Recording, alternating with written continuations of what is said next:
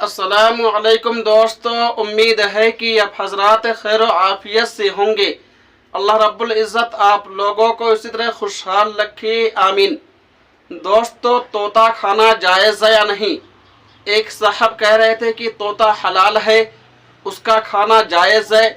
तो दूसरे साहब कहने लगे कि नहीं भाई, तोता खाना हराम है। दोस्तों, सही क्या है? आइए जामिया उलूम इस्लामिया अल्लामा मोहम्मद यूसुफ बिन्नौरी टाउन और दारुल उलूम देवबंद का फतवा देख लेते हैं, सुन लेते हैं।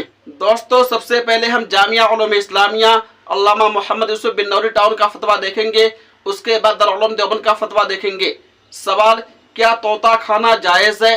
जवाब, तोता हलाल है, इसलिए कि तोता पंजों से शिकार नहीं करता, बल्कि किसी चीज़ के खाते वक्त पंजों से दबाकर चोंच से खाता है।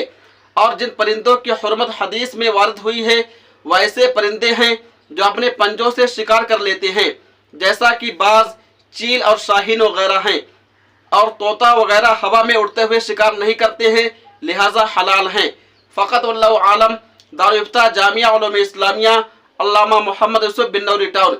अब आइए बगैर किसी तमहीद व ताख़ीर के दारुल उलूम देवबंद का फतवा देख लेते हैं, सुन लेते हैं। सवाल, क्या गधे का गोश्त का खाना जायज़ है? हवाले से बताएं, क्या तोता खाना जायज़ है? जवाब, बिस्मिल्लाहिर्रहमानिर्रहीम, अहली गधे का गोश्त नाजायज़ है, तोता हलाल है। वल्लाहु ताला आलम।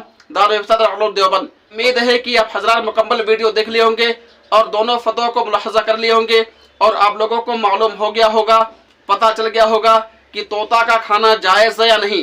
दोस्तों, अगर आपको ये वीडियो अच्छी लगी हो तो वीडियो को लाइक कीजिए।